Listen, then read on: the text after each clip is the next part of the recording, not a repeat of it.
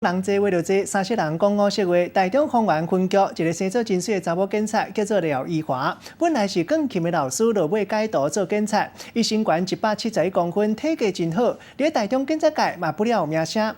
去年1月，伊去丰原分局报道，7月转做正式警察了后，资历才拄满1档。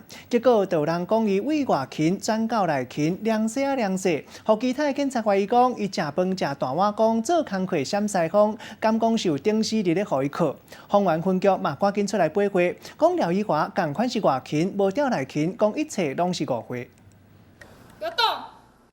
大声喊卖叮当，甲歹人压伫涂骹，查某警察示范要安怎掠歹人。这个警察廖依华生做真水，有171公分高。做警察进前本来是一个教钢琴的老师，落尾讲要做警察，亲人拢真支持。通过警察特考，去年7月变做正式的警察，想袂到才做满1年尔，就互人逼讲，因为外勤的单位调去内勤的单位，普通警察是爱伫外勤走10年，才会当有转调的资格。